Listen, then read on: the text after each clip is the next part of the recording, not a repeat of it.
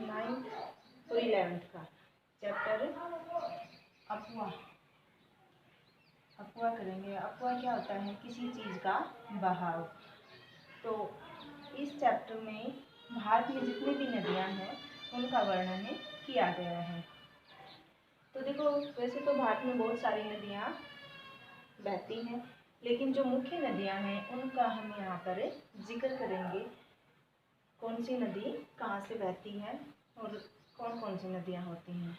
तो देखो, सबसे पहले हम सुविधा के लिए भारत की नदियों को 2 भागों में बांट लेते हैं। भाई, भारत की नदियों को 2 भागों में बांट लेते हैं।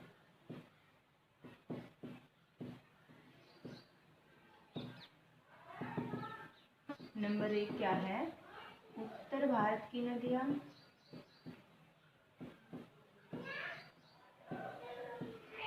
इसको क्या कहते हैं? हिमालय की नदियाँ भी कहते हैं इनको। हिमालय के पास से जो नदियाँ निकलती हैं, यह उत्तर भारत की एक ही बात है। दूसरी कौन सी है? दक्षिण भारत की नदियाँ। दक्षिण भारत की नदियाँ, इनको क्या कहते? दूसरे नाम से प्रायद्वीपीय भारत की नदियों के नाम से भी जाना जाता है।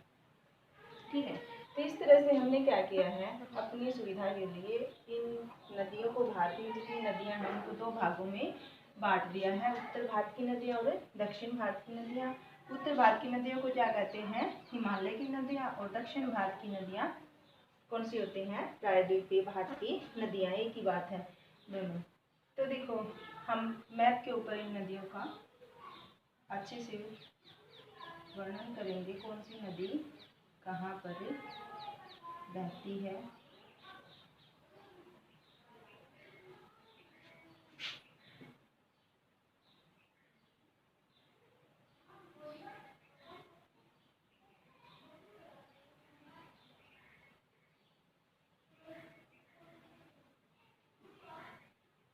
तो ये क्या है? हमारा इंडिया।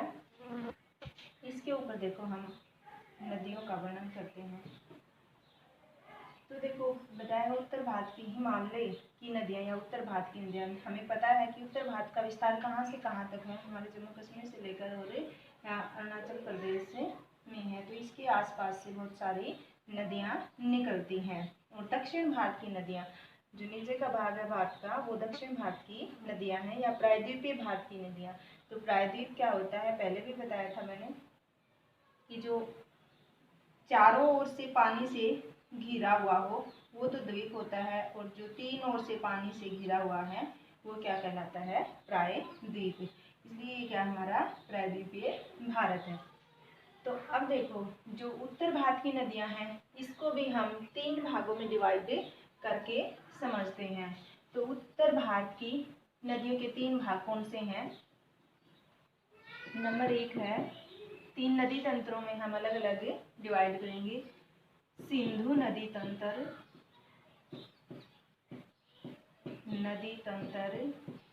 दूसरा है गंगा नदी तंत्र, और तीसरा है ब्रह्मपुत्र नदी तंत्र।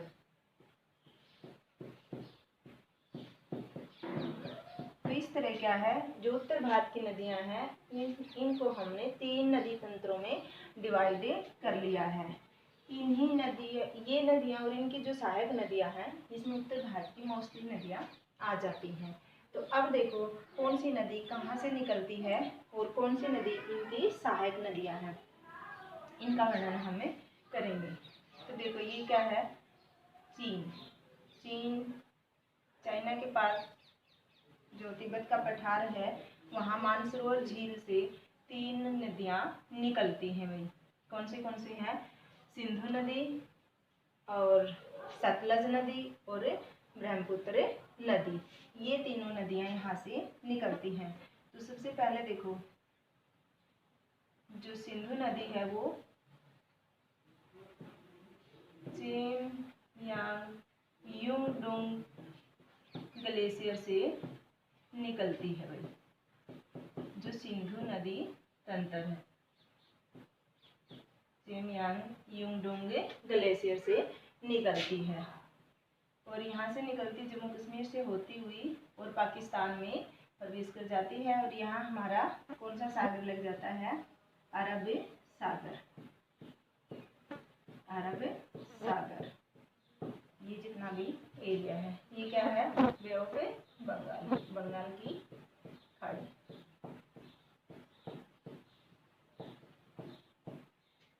तो ये है हमारी सिंधु नदी। तो ये क्या है? एक अंतर्राष्ट्रीय नदी है। अंतर्राष्ट्रीय कैसे हुई? 3 देशों से होकर गुजरती है, चीन, भारत और पाकिस्तान। इसकी सिंधु नदी की जो लंबाई है वो कितनी है? 2880 किलोमीटर। कौन सी नदी है ये? सिंधु नदी। अब देखो सिंधु नदी, हमने क्या कहा? नदी तंत्र। तंत्र क्या होता है? किसी चीज का जाल। तो सिंधु नदी तंत्र है। इसकी जो सहायक नदियां हैं उन्होंने यहाँ एक जाल सा बिछाया हुआ है, इसलिए सिंधु नदी तंत्र के हिसाब से हमने इनको डिवाइड किया है। तो इसकी जो सहायक नदियां हैं,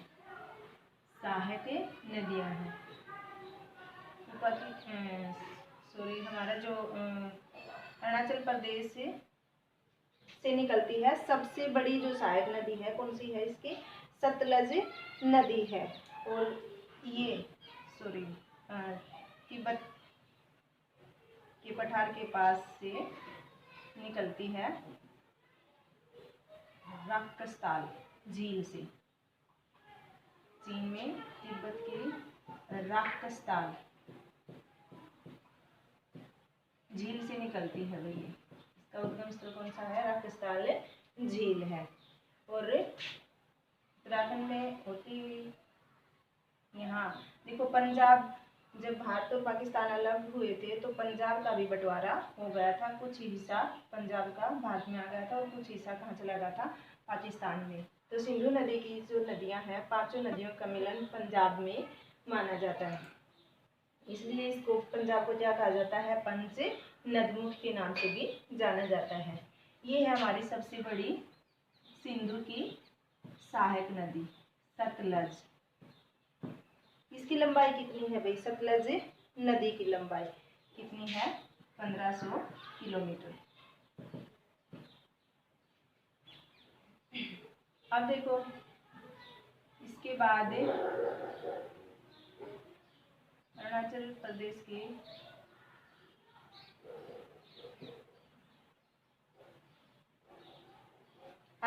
प्रदेश के कहाँ से निकलती है? बारांचला दर्रे से। कौन सी नदी निकलती है? चेनाब नदी।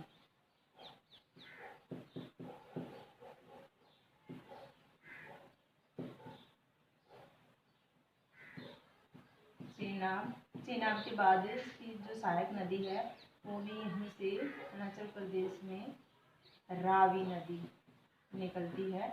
रावी नदी का उद्गम जो स्थल है वो क्या है? रोहतांग दर्रा है भाई। ये कहाँ से निकलती है? रोहतांग दर्रे से निकलती है रावी और व्यास।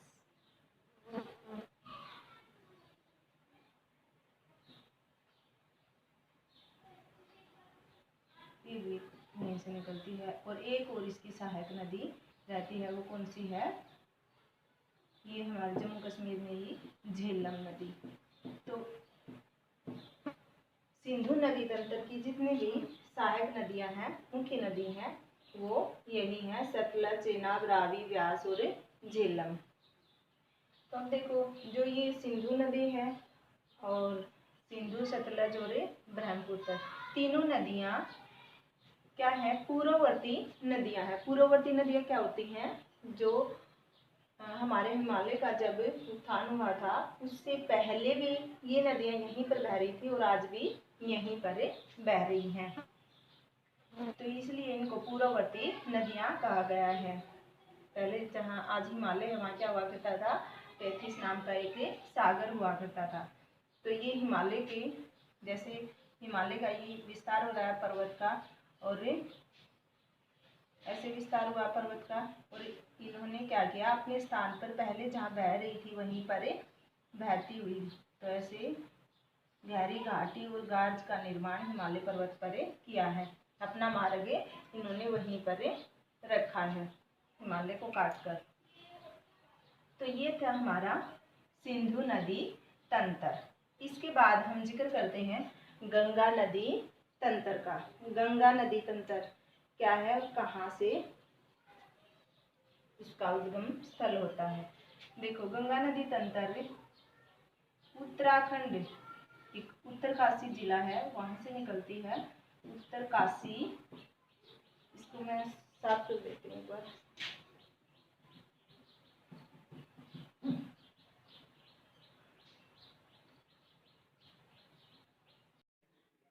तो जो गंगा नदी है उत्तराखंड में उत्तरकाशी से भागीरथी नदी, और ये स्तोपत ग्लेशियर से अलकनंदा नदी, दो धाराएं निकलती हैं और थोड़ी सी आगे चलकर दोनों धाराएं मिल जाती हैं, और यहाँ पर देवप्रयाग में इसका निर्माण करती हैं, गंगा नदी का निर्माण करती हैं। और यहाँ से गंगा नदी होती हुई मैदानी, सबसे पहले हरिद्वार में मैदानी भाग में प्रवेश करती है और बंगाल की खाड़ी तक आती है। तो इसकी जो सहायक नदियाँ हैं, ये बहुत बड़ा, भारत की नदियों में सबसे बड़े तंत्र का निर्माण गंगा नदी ही करती है। तो कौन सी इसकी सहायक नदियाँ हैं। जो गंगा नदी है उसको हम दो भागों में, जो सहायक नदियाँ हैं दो भागों में बांटते हैं। गंगा नदी के जो बायां तट है वो, और गंगा नदी के दाएं तट की नदियाँ, ये हमारी मेन नदी है। और किन किन राज्यों से होकर गुजरती है ये, उत्तराखंड, यूपी, बिहार, पश्चिम बंगाल राज्यों से होकर और बंगाल की खाड़ी में गिरती है, बांग्लादेश से होती हुई। तो अब देखो, इसकी सबसे पहले जो बाएं तट की नदियां हैं वो कौन सी हैं। बाएं तट की नदियां, यानी कि यहाँ जितनी भी सहायक नदियां हैं बाएं तट से बहती हैं, वो कौन सी हैं। रामगंगा, गोमती, इनके नाम लिख लेना भाई, बाएं तट की नदियां।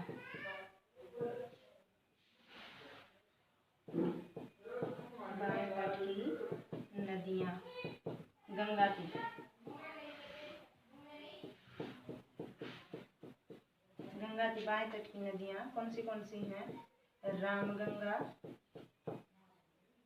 गोमती, घाघरा, गंडक, कोसी और महानंदा। ये जो है ये इसकी कौन सी हैं, बाएं तट की नदियां। जैसे मान लो जो नदी है इसका बहाव कैसे है, ऐसे बह रही है, तो ये क्या है, इसकी बाएं तट की नदियां, और ये कौन सी हो जाएंगी, इसकी दाएं तट की नदियां। तो इसकी मुख्य जो बाएं तट की सहायक नदियां हैं वे मुख्य हैं, वो यही है, रामगंगा, गोमती, घाघरा, गंडक, कोसी और महानंदा। यहाँ तक कि सारी इसकी सहायक नदियां आ जाती हैं। अब हम इसके दाएं तट की नदियों का वर्णन करते हैं। दाएं तट में कौन सी नदियां आती हैं। दाएं तट की सबसे जो बड़ी सहायक नदी है वो कौन सी है, यमुना नदी। सबसे बड़ी सहायक नदी कौन सी है, यमुना नदी है। इसके बाद कौन सी आती हैं, चंबल, सिंध, बेतवा, चंबल, सिंध, बेतवा, केन, टॉन्स, ये इसकी सहायक नदियां कौन सी हो जाएंगी, दाएं तट की। ये लिख लो, गंगा की दाएं तट की सहायक नदियां कौन सी हैं। सबसे बड़ी है वो कौन सी है, यमुना नदी। दूसरी चंबल, सिंध नदी, बेतवा और केन, सोन और टोन्स, ये क्या है, इसकी दाएं तट की सहायक नदियां हैं। तो ये था हमारा गंगा नदी तंत्र। और सबसे पहले मैदानी भाग में ये कहाँ पर प्रवेश करती है, हरिद्वार में प्रवेश करती है। और जो जितना भी जो मैदानी भाग है उपजाऊ क्षेत्र है, यहीं का मैदानी भाग का उपजाऊ क्षेत्र यही है। क्यों? क्योंकि यहाँ पर नदियों का जाल बिछा हुआ और नदियाँ अपने साथ बहा कर अनेक तत्व बहा कर लेकर आती है और यहाँ जमा कर देती हैं। अब जो तीसरा बताया था, तीसरा हम तंत्र ब्रह्मपुत्र नदी तंत्र, इसका वर्णन करते हैं। ब्रह्मपुत्र नदी ये भी कहाँ, कौन सी नदी है, पूर्ववर्ती नदी है, हिमालय के निर्माण से पहले की ही बह रही है। ये भी तिब्बत के पठार के पास से निकल कर और अरुणाचल प्रदेश से होती हुई, असम से होती हुई, और यहाँ जो गंगा नदी, यानी कि यहाँ गंगा का नाम बदल कर जब बांग्लादेश में प्रवेश करती है तो नाम बदल कर क्या हो जाता है, पद्मा। तो पद्मा नदी में आकर मिल जाती है। तो जो ब्रह्मपुत्र नदी है इसको अलग अलग नामों से जाना जाता है। ब्रह्मपुत्र नदी को अलग अलग नामों से जाना जाता है। जब ये यहाँ से चलती है और यहाँ हिमालय को काटती हुई बहुत बड़े गहरे गाज का निर्माण करती है। हिमालय को काटकर, पहले बताया था कि गहरी घाटी का निर्माण करती है, तो इसको काटकर नीचे की तरफ आती है। इसको अलग अलग नाम है, वो क्या है, जब यहाँ से निकलती है सबसे पहले ये किसके नाम से जानी जाती है, सांगपो के नाम से जानी जाती है। अरुणाचल प्रदेश में जब ये प्रवेश करती है तो इसको रिहंद के नाम से जाना जाता है। और असम में, यानी कि ये जो भाग है जितना, ये किसका है, अरुणाचल प्रदेश का है। यहाँ से असम में जब प्रवेश करती है तो ये किसके नाम से जानी जाती है, ब्रह्मपुत्र के नाम से जानी जाती है। तो इसकी 2-3 सहायक नदियां हैं, हम ज़्यादा गहराई में नहीं जाएंगे। ये असम में सदिया से लेकर, और धुबरी तक किस ब्रह्मपुत्र के नाम से जानी जाती है। और यहाँ पर इस नदी के ऊपर एक बहुत बड़े द्वीप का निर्माण करती है।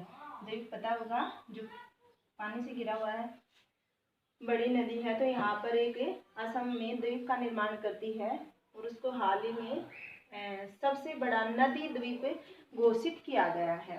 तो वो कौन सा द्वीप है, मांझुली द्वीप। यहाँ पर असम में मांझुली द्वीप का निर्माण करती है।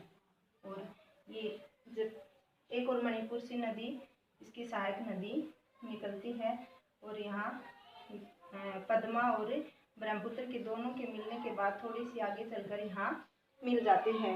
मणिपुर से कौन सी नदी, मेघना नदी। मेघना नदी इसकी सहायक नदी है। ये था हमारा ब्रह्मपुत्र नदी के बारे में, हम ज़्यादा जिक्र और नहीं करेंगे। ये हमारा कौन सा था, ब्रह्मपुत्र नदी तंत्र। आज हमने जो उत्तर भारत की नदियां हैं उनका वर्णन किया है। नेक्स्ट पार्ट में जो दक्षिण भारत की नदियां हैं उनका वर्णन करेंगे और इनमें क्या क्या डिफरेंस है उत्तर भारत की नदियों में और दक्षिण भारत की नदियों में, इसका हम डिस्कस नेक्स्ट पार्ट में करेंगे।